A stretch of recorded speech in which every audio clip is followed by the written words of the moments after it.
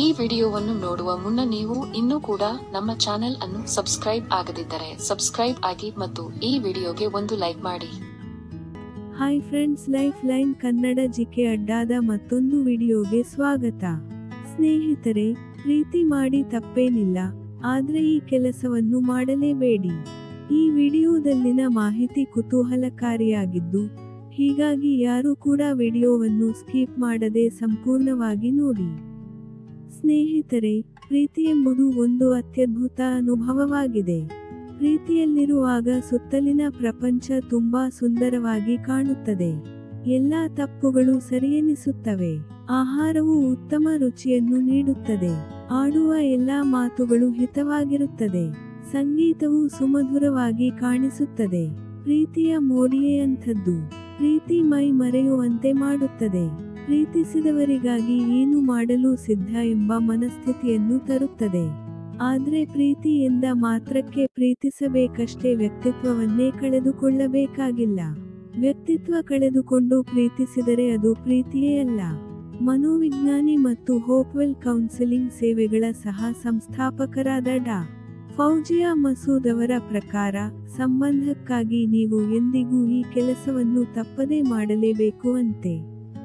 ಸ್ನೇಹಿತರೆ, ಅತಿಯಾಗಿ ಕೊಡುವ ಅಭ್ಯಾಸ ಯಾವ ಸಂಬಂಧದಲ್ಲೂ ಒಳ್ಳೆಯದಲ್ಲ. ನಮ್ಮ ಸಂಬಂಧಕ್ಕೆ ನಾವು ಹೆಚ್ಚು ಪ್ರೀತಿಯನ್ನು ನೀಡುತ್ತೇವೆ, ಪ್ರತಿಯಾಗಿ ನಾವು ಹೆಚ್ಚು ಪ್ರೀತಿಯನ್ನು ಪಡೆಯುತ್ತೇವೆ ಎಂದು ನಾವು ಭಾವಿಸುತ್ತೇವೆ.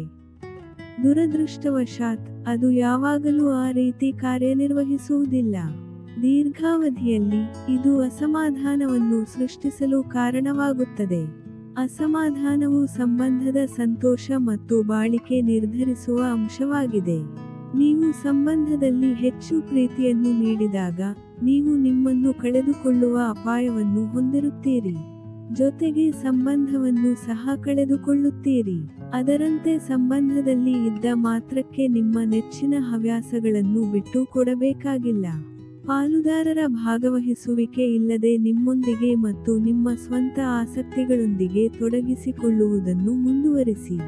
ಬಹುಶಃ ನೀವು ಶಾಸ್ತ್ರೀಯ ನೃತ್ಯವನ್ನು ಆನಂದಿಸಬಹುದು, ಆದರೆ ನಿಮ್ಮ ಸಂಗಾತಿ ಇಷ್ಟಪಡುವುದಿಲ್ಲ.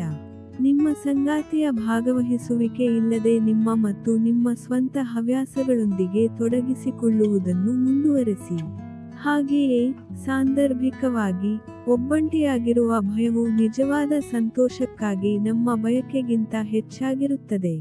ಪರಿಣಾಮವಾಗಿ, ನಮ್ಮ ಅತ್ಯುತ್ತಮ ಗುಣಗಳನ್ನು ಹೊರತರದ ಪಾಲುದಾರಿಕೆಯಲ್ಲಿ ನಾವು ಮುಂದುವರಿಯುತ್ತೇವೆ.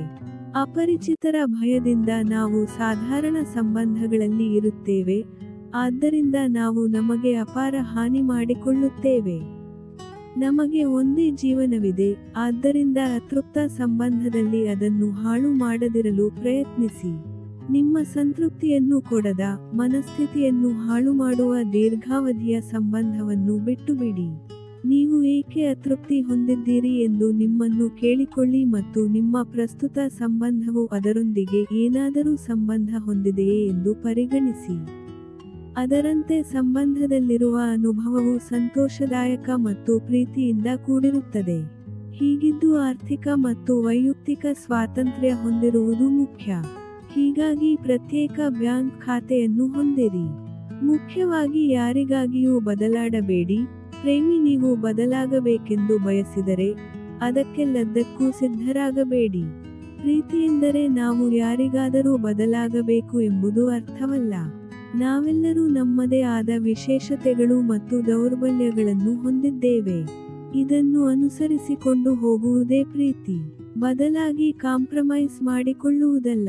ಸ್ನೇಹಿತರೆ, ನೋಡಿದ್ರಲ್ಲ, ಇದೇ ತರಹದ ಮಾಹಿತಿಗಾಗಿ ನಮ್ಮ ಚಾನಲ್ ಸಬ್ಸ್ಕ್ರೈಬ್ ಮಾಡಿಕೊಳ್ಳಿ.